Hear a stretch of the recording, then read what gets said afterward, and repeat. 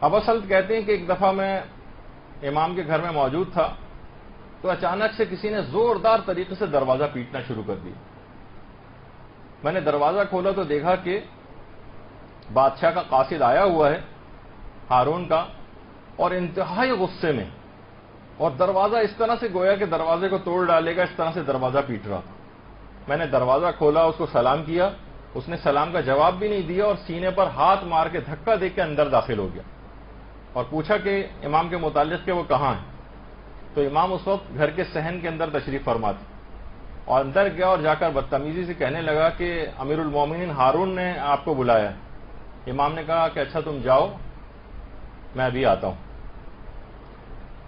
چلا گیا قاصد. ابا سلط کہہ رہے میں بہت زیادہ پریشان ہو گیا کہ ہارون بھی اتنے زیادہ غصے میں ہے، کہیں امام کو کوئی نقصان نہ پہنچائے. امام نے فرمایا کہ ابا سلط گھبراؤ نہیں، کچھ کلمات ہیں جو ہمارے جد امجد رسول اللہ سے ہم تک پہنچے. اللہم صلی علی محمد وعلی محمد.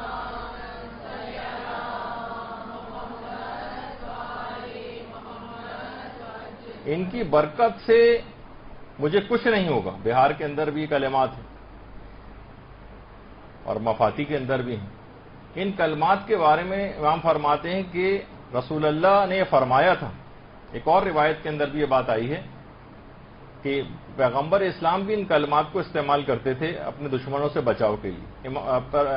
رسول اسلام فرماتے تھے کہ اگر ابو جہل اب بھی میرا بال بیکا نہیں کر سکے گا، اگر ابو جہل نے میرا بال کوئی بیکا کیا تو سب لوگوں کے سامنے گواہی دے دینا کہ میں پیغمبر خدا نہیں ہوں. یعنی کلمات اتنے زیادہ طاقتور ہیں کہ ان کو ادائیگی کے بعد کوئی دشمن نقصان نہیں پہنچا سکتا. اور اس کے بعد ان کلمات کو حوالہ دے کر امام رضا نے ابا سلط سے کہا کہ اگر اس بادشاہ نے میرا بال بیکا کیا تو تم سب کے سامنے گواہی دے دینا کہ میں امام برحق نہیں ہوں. اور اس کے بعد پھر امام گئے اور وہ ہارون جو کہ بہت ہی زیادہ غصے میں تھا اور قتل کے اوپر بہت زیادہ آمادہ تھا، امام جیسے اندر داخل ہوئے تو امام یہ کلمات پڑھتے ہوئے گئے. اچھا اب ان کلمات کا ترجمہ دیکھیں اور اس لحاظ سے ایک پیغام بھی ہے آپ سب لوگوں کو کہ سب کو ان کلمات کو زبانی یاد کر لینا چاہیے، بچوں کو یاد کروانا چاہیے، کیونکہ ان کے الفاظ ہی دیکھیں کتنے زیادہ ایسے سٹرونگ ہیں کہ امام یہ جو کہتے ہوئے گئے، شروع کرتا ہوں اللہ کے نام سے جو بڑا مہربان اور نہایت رحم کرنے والا ہے.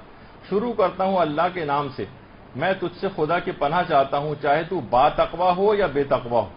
خدا کی مدد سے میں تیرے کان اور تیری آنکھوں کو بند کر رہا ہوں. تیرے پاس مجھ پر تسلط حاصل کرنے کا کوئی راستہ نہیں، نہ میرے کانوں پر، نہ میری آنکھوں پر، نہ میرے بالوں پر، نہ کھال پر، نہ گوشت پر، نہ خون پر، نہ دماغ پر، نہ اعصاب پر، نہ میرے مال پر، نہ ہی میرے رزق پر کہ جو خدا نے مجھ کو عطا کیا ہے.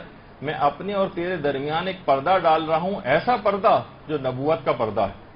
یعنی وہ پردہ جس کو انبیاء نے فرعون جیسے ظالم اور جابر بادشاہوں کے حملوں سے بچنے کے لیے اپنے اور ان کے درمیان ڈالا تھا.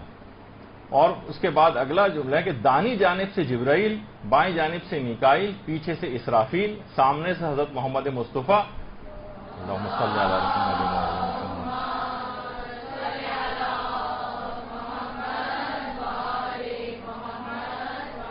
یہاں تک کہ خداوند بھی کہ جو میرے حالات کو جانتا ہے، تیرے شر کو مجھ سے روکے ہوئے ہے اور شیطان کو مجھ سے دور کیے ہوئے.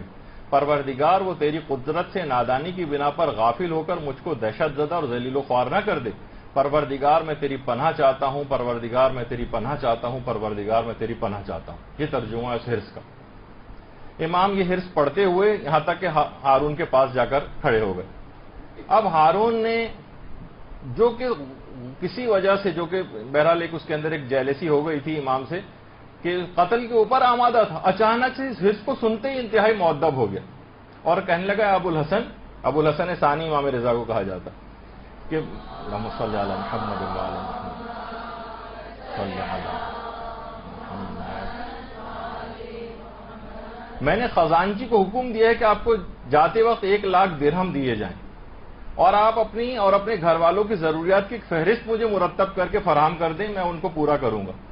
اچھا پھر کچھ دیر باتیں ہوئیں. پھر جب امام رخصت ہونے لگے تو ہارون نے اوپر سے نیچے امام کو دیکھا اور بڑبڑاتے ہوئے کہنے لگا کہ میں نے کچھ ارادہ کیا تھا، اللہ نے کچھ اور ارادہ کیا تھا، خدا ہی کا ارادہ زیادہ بہتر ہوتا ہے اور وہی انجام بھی پاتا ہے۔ یعنی وہ کچھ کر نہیں سکا حرص کو کرنے کے بعد۔ اس حرص کو باقاعدہ شیخ عباس قمی نے اپنی کتاب منتہی الاعمال میں فصل نمبر 5 ہے، اس کی 10واں باب ہے، اس کے اندر اس کو نقل کیا ہے۔ اس کے علاوہ مفاتیح الجنان کے اندر بھی یہ ہے، اور یہ ضرور لوگوں کو اس کو لینا چاہیے، بچوں کو یاد کروانا چاہیے، روزانہ کی بنیاد پر خود بھی پڑھنا چاہیے۔